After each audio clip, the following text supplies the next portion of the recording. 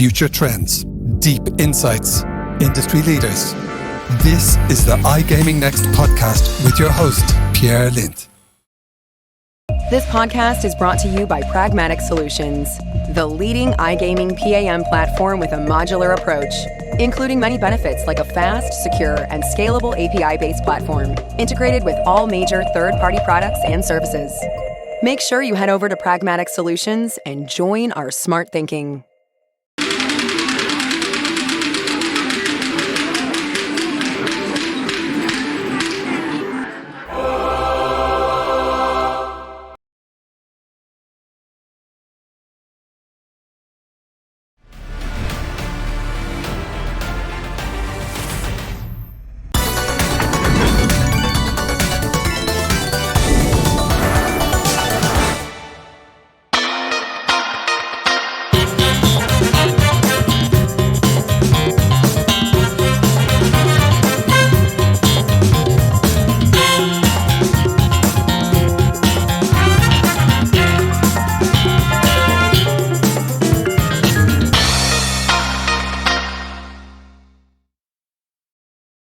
Good afternoon. It's nice to have you here, Lyudmila Milenina, the CEO of First Sports Media. Hello. You're obviously located just outside Ukraine today in Slovenia, you mentioned, at the moment? Yeah. At this moment, I'm in Ljubljana. Yeah. In Ljubljana, okay. And obviously, as a bit of a context to this podcast today, Lyudmila Milenina, you're obviously Ukrainian. You operate a company which is located within Ukraine with the Ukrainian employees and so on and so forth. And I've been following you, first of all, for a long time via LinkedIn primarily, and it's the first time we are chatting here today, but it's long overdue in the first place. But obviously today I would be really interested to bring you onto the podcast to discuss the situation in Ukraine, of course, through your perspective, and also understand a little bit more on how you operate a business and take care of your employees through war, essentially. And so thank you, first of all, for coming on and doing this today. We really appreciate that, of course, through these difficult times. But I wanted to start by asking you, Lyudmila, really, how has the last 30 or so days in your life been? Can you go backwards a bit and just talk us through the situation and the war that broke out through your perspective? Mm-hmm. Okay, I will start with the very beginning. Actually, I never thought that I would have the experience to live in the war period, and when the war is in my country. However, this is our reality at this moment, and we need to live in these times, and we need to continue to live and do our best for our country and for ourselves. So when it all started on the 24th of February. If somebody don't know, actually in my life I have different simultaneous roles. This is the interpreter, the CEO, the wife, mother, and daughter, and the war challenged all of them in different ways at the same day. As an interpreter, it's turned from how I will make X10 in the nearest year to how not to drop to zero and not let my partners, who are also affected by the war, not to stop investing in our business. As CEO, it turned from inspire and pusher role to a psychologist and helper role for my team. As for family roles, everything changed as we moved through 3 our family homes in 1 week and 7 places to find the safest place to live in this month. So I have the 5 months baby child, and we changed 7 places to live in 1 month. It is a great challenge for the mother, and this is quite difficult to change all the places with a small child. Basically, most of us know that in 2022 we can work from wherever we want to work, especially when we work in online. But that's not about war zones, because you just fall from the very high of the Maslow pyramid to the bottom, and you can't get out as you hear the bombs, you hear shooting and warplanes most of the time. And my experience was that on the first day when the war started, we decided to leave Kiev, because I live in this in the capital of Ukraine, in Kiev, and we decided to move to the countryside. This is the place, if you read the news about the war, this is the place Bucha, Irpень, Hostomel.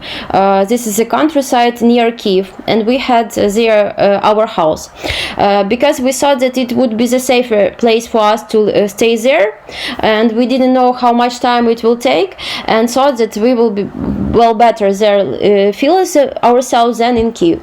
However, as you know, Bucha, Irpень, Hostomel became the first war zone, which took all the pressure on it, and our war started with the fact that the first 5 days I spent without no connection, water, without any working devices in the house, and always hearing the bombs, the shootings around us. Even at that moment we didn't hear the air alerts or something like that, because in Bucha people didn't need them, because they always hear the bombs and they know that there is a war almost over them. And on the 5th day we understood that this is a very critical moment for us, because I have to feed my child with something. I need to feed him, but I can't even go out from the house, and I can't even boil the water for my child, and I didn't know what to do. So we understood that we needed to do all the best for ourselves to get out from this countryside, and went back to Kiev. Our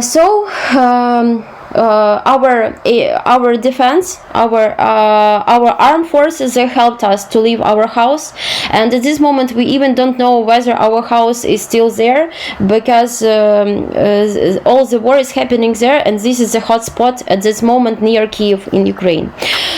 So this is like the real life of people in Ukraine at this moment. To be an interpreter and top manager, you have to be the growth thinker and challenger. But when you always need to think about the basic needs to be met, for example, to feed your child, it is very difficult to think about the challenging of your business, about your company, about your team, because the main thing is how to feed yourself, your child, and how to keep safe, and how not to die in this situation. This is like the reality, how to work in the war zone. Now me and my family, we are in the safe place in Slovenia. We decided to leave Ukraine because I'm afraid of my child, yes, and day by day I recovered to be a human I used to be before the Russian invasion. This is what I feel at this moment. At this moment I even don't feel so much emotions, because I don't have time, and I'm in such a terrified situation that I don't want to feel these emotions, to think about what I saw a few days ago, and I just leave and do my best for our business, for the business to continue to operate, and for my family. This is what is happening. Yeah, God damn. Was it a difficult decision to leave Ukraine? I mean, you mentioned, of course, that you're doing it for your child, but to leave your country and to go into a different country where you don't know perhaps the language, and this, I mean, it must be difficult. Yes, it was difficult emotionally to leave the country, because I wanted to stay in country for the last day and wait for the victory. I hope that there will be the victory in our country. However, we have to make planned vaccinations for our child. We have to buy some things for him. We have to visit hospital, and there is quite many basic things which we do with the child. And at this moment, it is quite difficult to do this in Ukraine, especially it is. it is quite to do this difficult in any part of Ukraine, because as you know, at this moment the air alerts are in all parts of Ukraine. This is the west part of Ukraine, south, north, east, or Kiev. Okay. Yes, and also there are many my relatives, family who stayed in Ukraine, and many of them are near the hotspots. For example, my parents at this moment, they are near Nikolaev. This is also one of the hotspots in Ukraine, and it is very difficult to be in another country and always think about them. And you can think, but you don't know how you can help them. Yeah, of course. Are you able to stay in contact with your family? Yes, at this moment, God bless them and everything okay with them. They have internet. We call each day. Well, actually, each of our days starts with the question, "How are you? Is everything is okay? And how was the night?" Because the night became like the nightmare for everyone in Ukraine. Yeah, it must be difficult. I mean, it's impossible to get the rest and sleep when you don't know what's going to happen. Yes, I think that all of the Ukrainians, they stopped sleeping from the 24th of February and all over the world. Well, I think that we will sleep when everything will finish. Yes. Yeah, of course. So in your opinion, is the war still escalating? You mentioned that the air alerts is now all over Ukraine, not just around Kiev and in the eastern part. But do you feel that the war is escalating? Yes. At this moment, the war is escalating. We are all reading the news and hope that there will be some changes in better situation for Ukraine, that there won't be alerts, air alerts and bombs from the air. However, at this moment, as we can see and as we can hear from our relatives and families, that the war is escalating and all continue to happen. And I know actually Kiev is mostly protected. I think at this moment Kiev is one of the most protected places in Ukraine. However, in other parts of Ukraine, as you know, the Mariupol, this is a disaster, Nikolaev, Odessa, Kharkiv, some of the cities just disappeared. You can imagine, just disappeared. This is Izum, Volnovakha. They became ghosts. There are no place to live there. There are no houses. Many people died, and this is this is a great tragedy. Yes, this is a tragedy. Yeah. How do you think this will affect Ukraine in the long term? To an extent, it feels like the Ukrainians are coming together in an extent now, and in a nationalistic way. But how do you think this will affect the country in the long term? Well, in the short term, as you understand, this is a disaster for us because all the infrastructure most of the infrastructure is destroyed. Many people lost their houses, many people died, many people lost their friends, relatives, and so much. Even we don't know whether our houses are safe at this moment. But in long term, I hope after victory, yes, it will be a very long period of reconstruction of the country. However, it will have the positive way for the country and its future, because at this moment all of the country of the Ukrainian nation is united, and we can see that the European choice for the Ukrainians, it is unspeakable future for Ukraine, and we hope that Europe, USA, we hope that they will help to reconstruct our country. It will become better, but we will have a difficult period of reconstruction. But at this moment, Ukrainian nation is so united that I think that most of them, they are ready to suffer in order to bring victory to the country and to build the better future for its country. That's why you even can't imagine the united feeling of our nation at this moment in our country. And like in our company, many guys, many my colleagues, they started volunteering in the free time. The most part of them, they began working for the armed forces of Ukraine, and all of them try and do their best to help our country to bring the victory to it. Yes, it could be drawing pictures. It could be volunteering and looking for some food or other things for people who suffered from the war. It is defending our country. It is cyber attacks to the Russian country and other things. But they are doing their best in order to bring this victory to us. Yeah, all of a sudden, a lot of things in life doesn't matter as much as they used to when it comes to these more basic things. All of a sudden becomes a lot more important, right? To just figure out how to stay alive and to keep each other together. And as you mentioned, the pride of the country all of a sudden becomes a lot more important. Yes, you even can't imagine, because when we were in Bucha the first days, and our friends couldn't connect to us, they start very worrying about us because we have a small child, and I don't know, perhaps 30 or 40 people tried to do their best to find volunteers who can come to our house to find out is everything okay with us, if we need something, and to help us to go out from that place. And this happens not with people do this not with friends, they do this with all people they even don't know.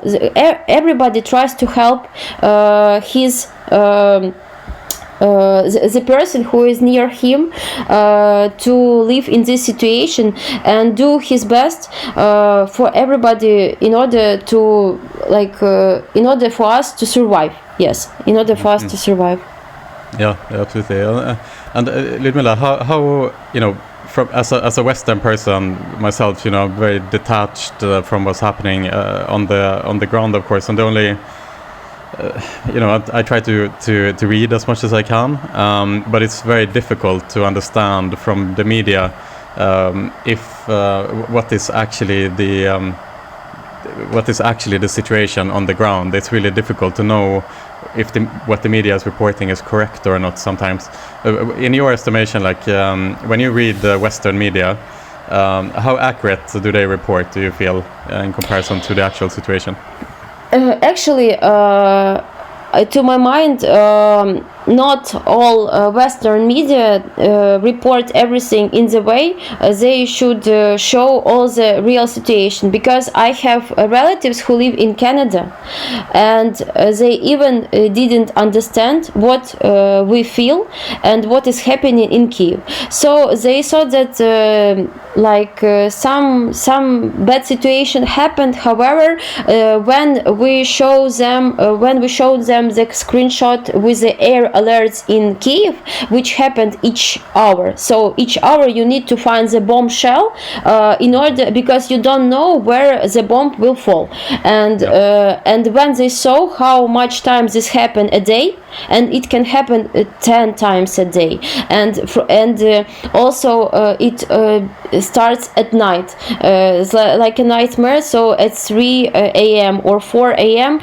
Starts the bomb falling, and you need to find the place where they were shocked, because at the first time they didn't understand what is happening. So I think that not all Western media shows the real situation, and it is very hard to show it because you need to be there in these hotspots. And as you I think you also know, some of the journalists, they died on the places, like in Mariupol. This was Western journalists that came, and unfortunately they also died there, because they were killed by the Russian occupants, by the Russian terrorists. Mm-hmm. Yeah, and obviously your leader Zelensky has become a prominent world leader now in the last month, especially, and from Western perspective, he is seen as more or less a hero of the country, who is at the forefront of this conflict.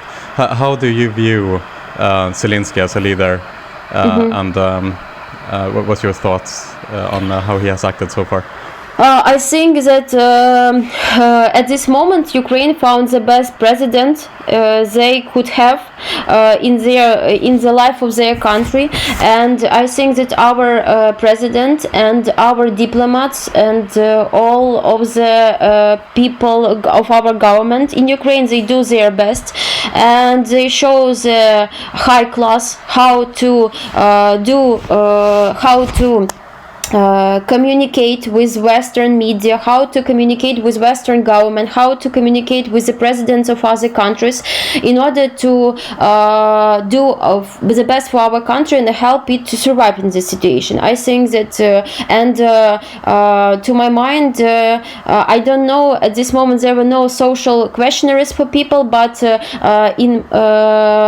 most of people, my relatives and friends, they think that the Zelensky president is do his best, and we all believe that everything will be done in the best way. And before the war, we all were we all watch different bloggers, influencers, and so much. But at this moment, most of people in Ukraine, for them, influencers became their government. This is Zelensky, this is Arestovich, this is Vitaly Kim, and people read only them. They watch them, and it is it's not a good situation that happened, but during the war we understood who are the real influencers in our country. Yes, so you see people for who they really are, in a sense, right? Yes. They are the best, and people listen to them, and people believe them, and people know that they will done all the best diplomatic ways in order for this situation to be stopped, and not just to get the peace, but the victory for Ukraine, because I don't believe in peace with the Russian Federation. I don't think that we need this peace after everything that was done. Russian people don't die. Our people, Ukrainian people, die, and they die because they didn't do anything bad. They are just Ukrainians, and because of that they are dying. This is like the Holocaust, which happened with the Jewish during the World War II. And this is the genocide of the nation, because we are the Ukrainians, and we are the sovereign state, and this shouldn't happen in 21st century. It's impossible, and I think that our government will do all the best, so that Russia will suffer from what they have done. They will suffer economically, they will suffer culturally, because they don't suffer, they don't die. They need to suffer in that way. Their economy need to drop to the Stone Age for people to understand what is happening, for Russian people to understand, because at this moment they don't understand. They are totally poisoned by the Russian propaganda, and they believe in Putin and what he is doing, and they think that here there are some Nazis, and Russia helps to kill these Nazis. But as you can see, I'm not the Nazist. Yes, and my child and my parents and other people, they are not killing themselves. Russian people kill Ukrainian people. Yeah. It's been a month, and I mean the whole Ukrainian population have seen more than any Western person could ever expect to see in a lifetime, and experience so many horrible things in just a lifetime, huh? I mean, it must be... Yes, it is... The emotions, yeah. Yes, this is 34 days, and each day I think that most of Ukrainians who had the opportunity to sleep, each day they wake up and thank our defense armed forces for what they have done at this night, so they could sleep and they are alive. Yes. Yeah. And how do you see? What is the end to this war, Lyudmila? How do you see this playing out? I don't know. I hope that everything will finish in the next few months. Actually, I really hope, because I want to return home. It is very difficult to stay in another country, and in my Instagram blog I wrote the phrase that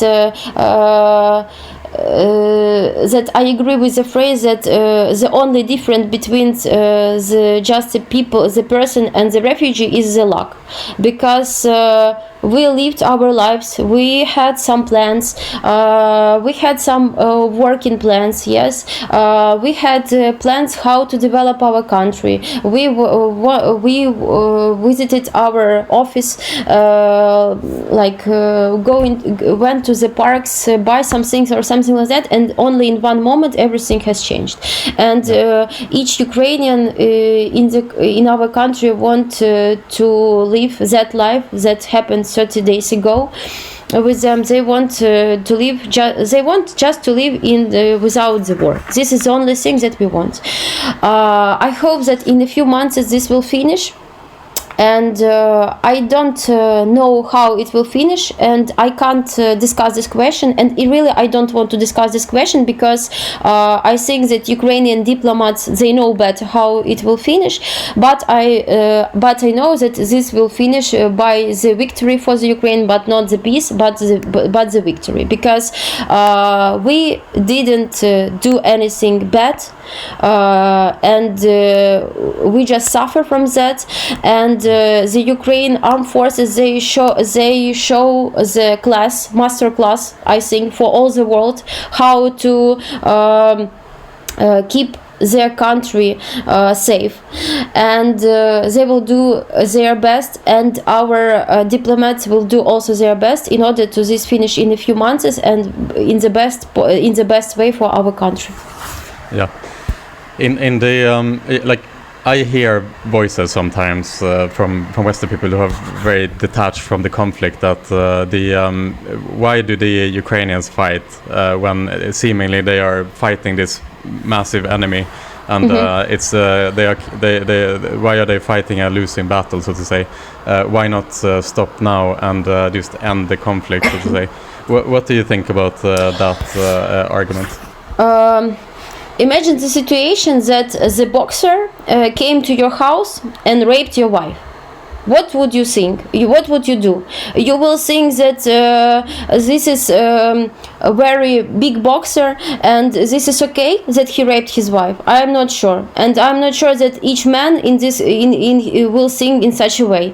That's why Ukraine doesn't stop the war, because imagine that the boxer came to our house and raped our wife, and our main task for the boxer not to do this another time and to suffer from what he has done in the diplomatic way.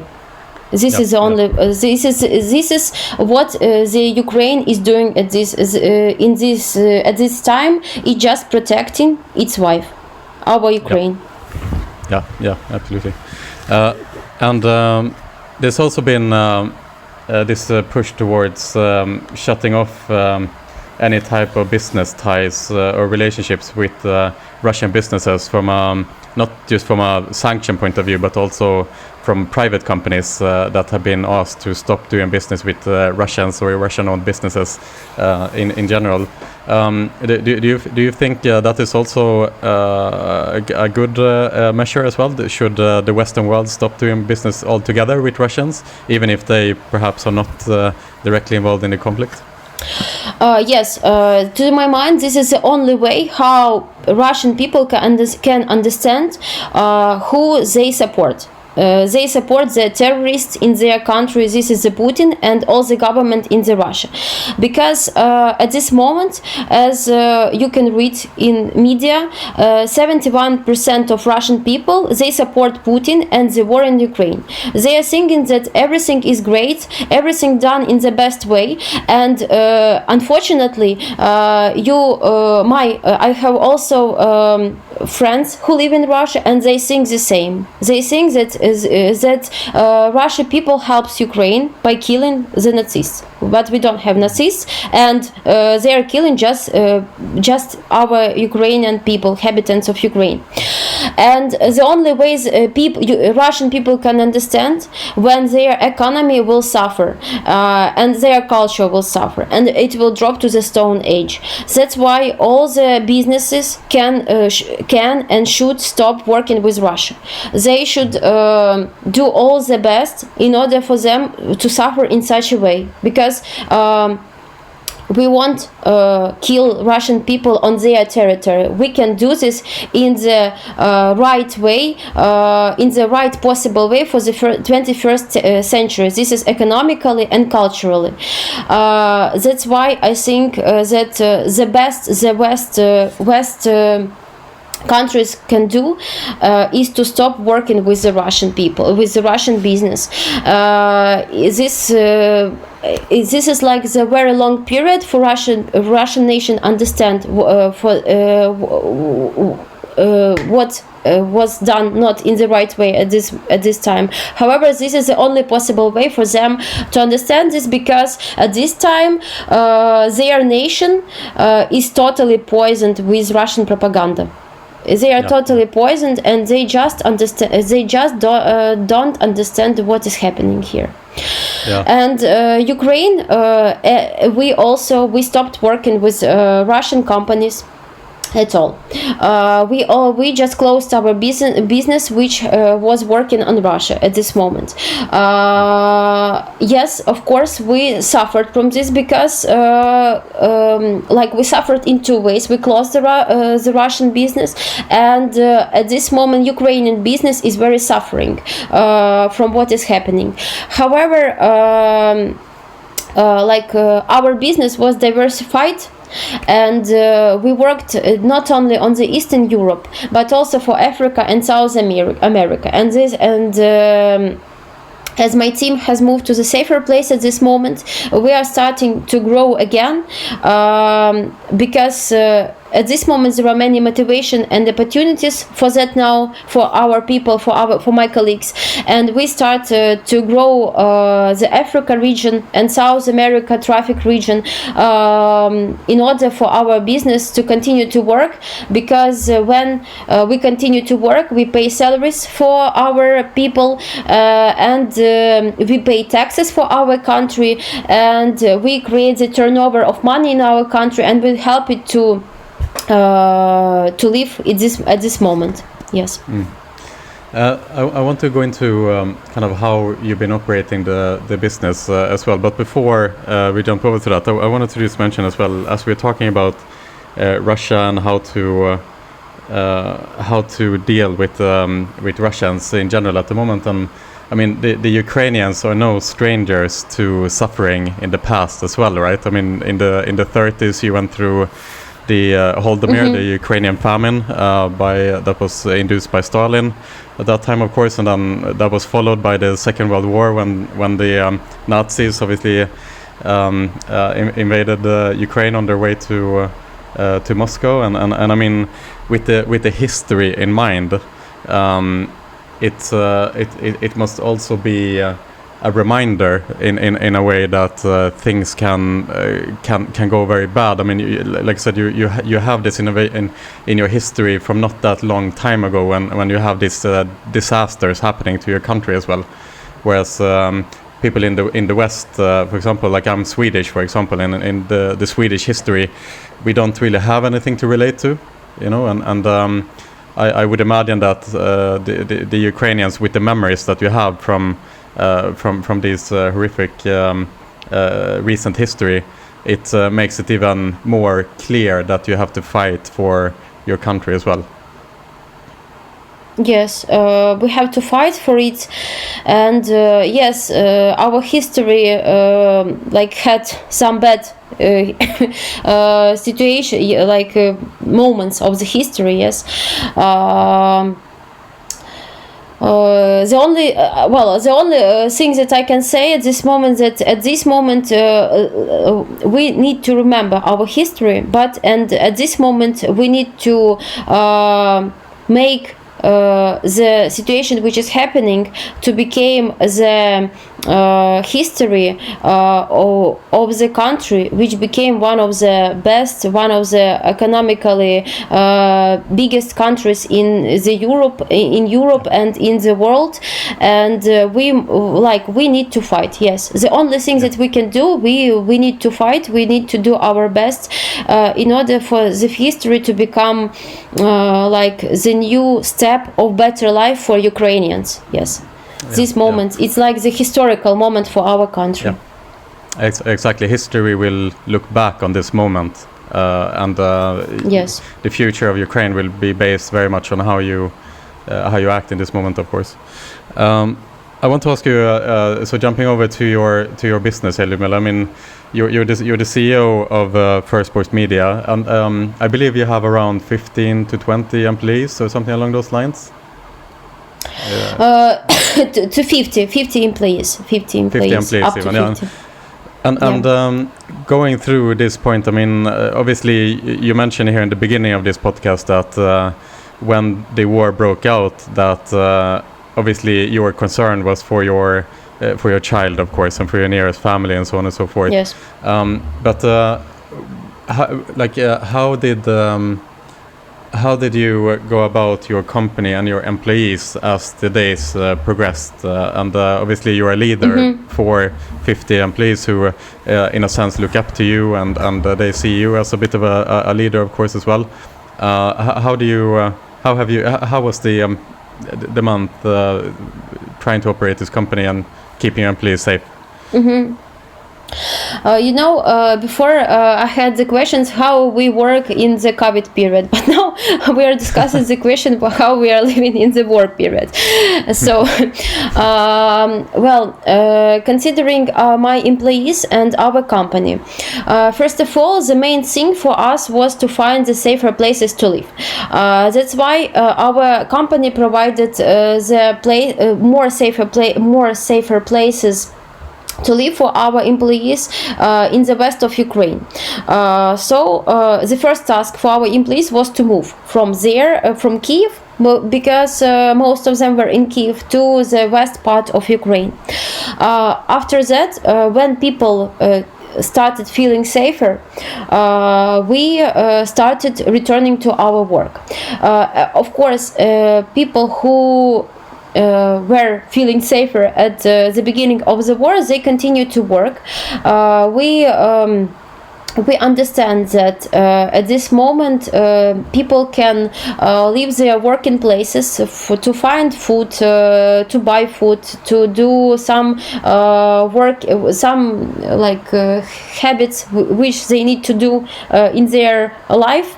And it is normal for us when the person says that he needs to leave his working place for 2-3 hours, for example, to go to the shop to buy things or something like that. Because you must understand that some of the guys, they moved to other parts of the country with their families, with their parents or something like that, and they need to help them also. But all of us and my colleagues and my employees, they are so motivated to work at this moment, because actually the only thing that we can do is to volunteer or work, because we don't go to visit parks or something like that. At this moment we don't have weekends at all, and the only two things that we can do is to volunteer or to work, or to do some basic habits. That's why most of us are so motivated, and they just continue to do their best for our business to grow. I think that the first week of the war was one of the was terrifying, and like people felt shocked what has happened. However, after 1 week happened, and we saw that nothing is changing in the better way, because firstly we believed that maybe it would happen 2-3 days and then stop. But when we understood that no, this is not happening, we just took ourselves in our hands and started to work. This is the only thing that we can do at this moment. Considering me as the leader, I can say how it was really. First week I just wanted to cry each day. Well, actually I cried each day because when we were in Bucha in the countryside, I thought that we would die. This was the real thoughts in my head, and I thought that this was the last hours of my life, and I always wanted to cry. When we came out to Kiev, when we returned to Kiev, we had an opportunity to return. We stopped firstly in my parents' flat, and I wanted to continue to cry because I was really shocked. But then my mom said to me that what are you doing? Why are you crying? If whether your cry will help us? No, it won't help. You need to work. You need to live. You need to do your best to survive in this situation. And the main task for everyone is to survive. That's why you need to just feel don't stop crying and just take yourself in the hands and start to do something. That's why I started to do something. Yes, and after that I actually had 1 week of shock. I started to make the only thing we can do is to make calls with my employees once a week. This is a call for the whole company, not by the department, and to support each other in our communication, to discuss what has happened, why, who is concerning about what is the situation of the person, how we can help him, or everything is okay and he can just feel some positive vibes and bring these positive vibes to our colleagues. And this also helps people to feel that the part of our previous life is near us, because actually we enjoyed spending time in office, most of our team. Of course, some of them they worked remote because of the COVID, but nevertheless most of them they visited office and we enjoyed spending time together. And we decided that the only opportunity to feel our previous life is to have such calls and to speak for 1 hour and discuss all not working questions. Yes, and of course we continue to work. We have our working balance.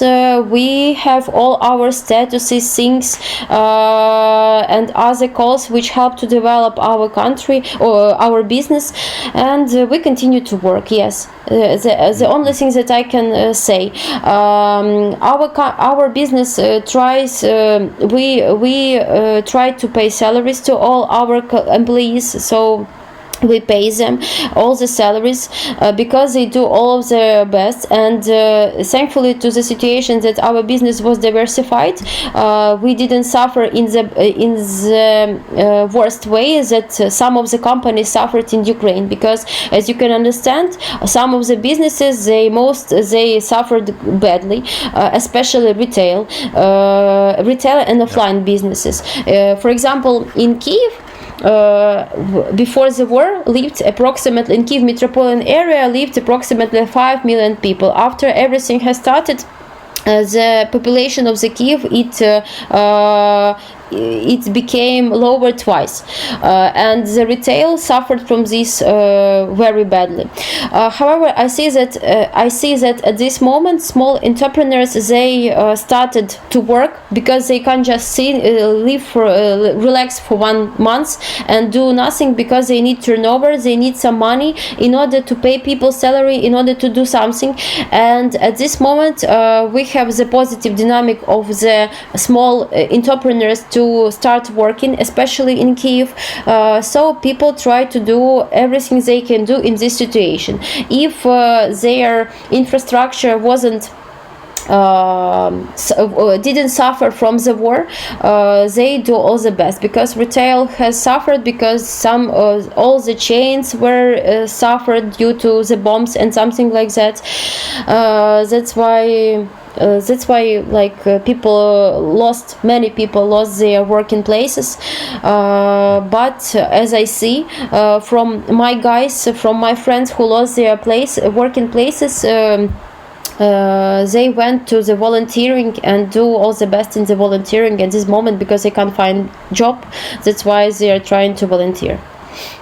Yeah, of course. And I mean, as we are saying now, we are a month and a little bit more into this war, and now is the time when the salaries are supposed to be paid, right? And many people, they don't necessarily have savings for longer than a month, and I suppose this is the time when you start seeing the repercussions financially for people that are supposed to receive their salary now, but they are not receiving the salary.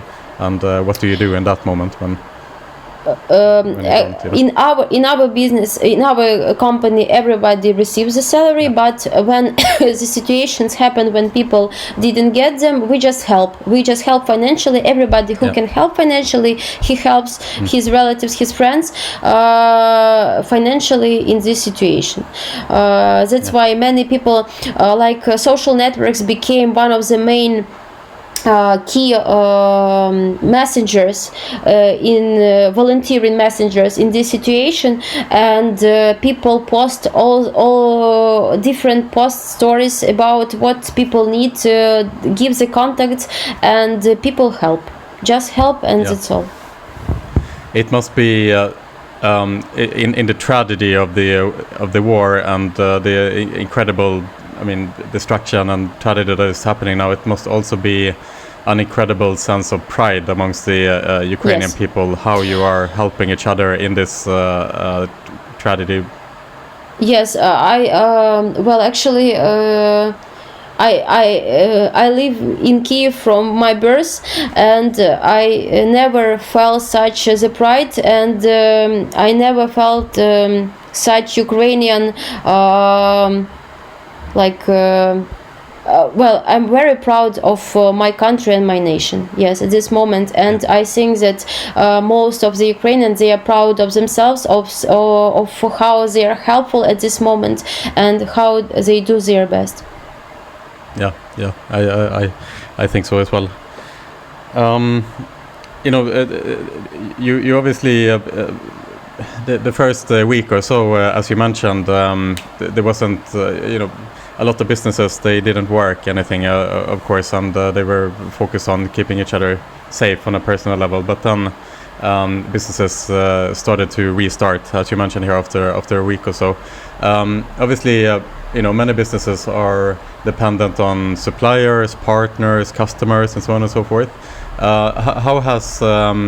How has the response been from some of your partners in general? Have they been understanding through this situation? Have they been helping you, supporting you in order to keep the business going when you had this disruption in your business? Actually, yes, we have two types of partners. First partners, these are our clients. These are advertisers, because First Media provides advertising solutions for betting sphere. And the second type of partners, these are the investors. Considering the first partners, we had many partners from Ukraine, because as you know, there are many players of betting industry who are from Ukraine, and of course many of them suffered because of this situation. However, nobody withdrawn their applications, so they stopped their advertising campaigns. They said that they would postpone their payments or something like that, but nobody stopped communicating with you, and that's all, because we understand that together we are in one boat at this moment, and we need to if we can do the smallest thing, if we can do the small payment, we need to do this payment. Considering our investors, they are also from Ukraine.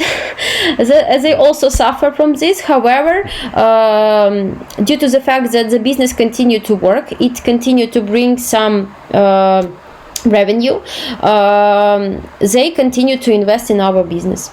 This is the story. So in our situation, we have the best situation that could be, because of the business diversification.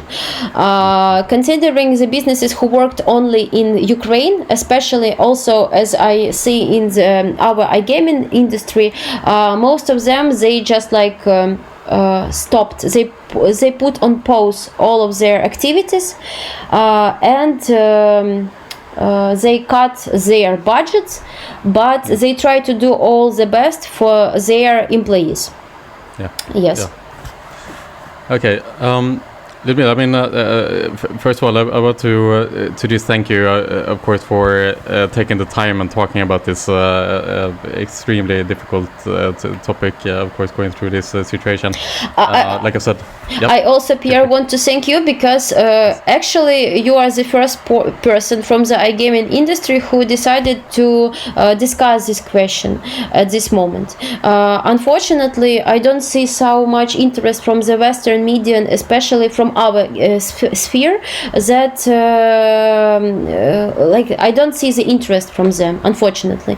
But I hope that this podcast will bring their attention to this situation, because when there wasn't war, we worked together, all the gaming industry all over the world worked together, but at this moment, well, we continue to work, yes. However,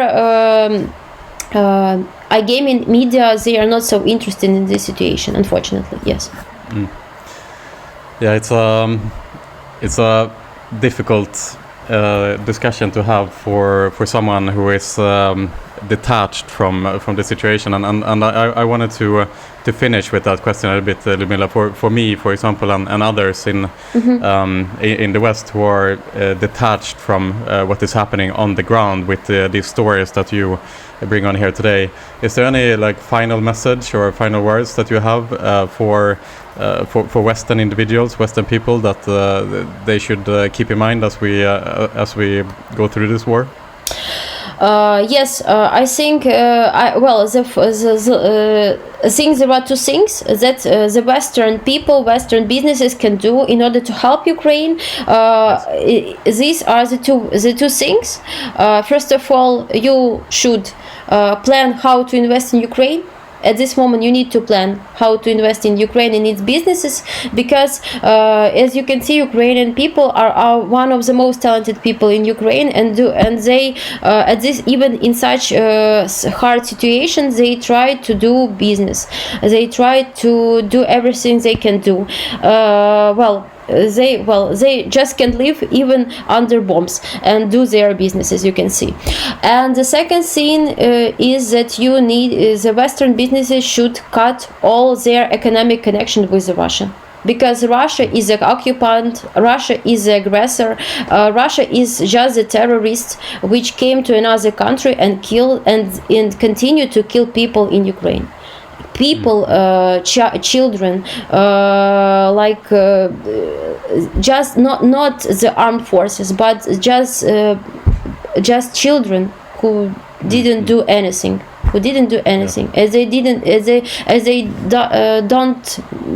They shouldn't suffer from such things. Yeah.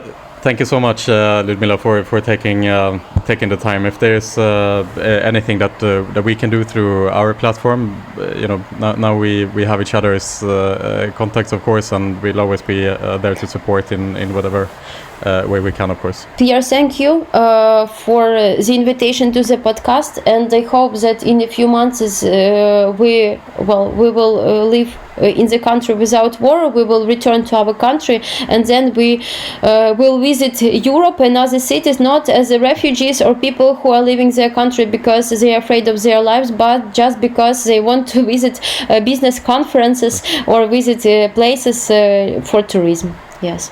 Yeah. Yes. No. Absolutely, Lyudmila.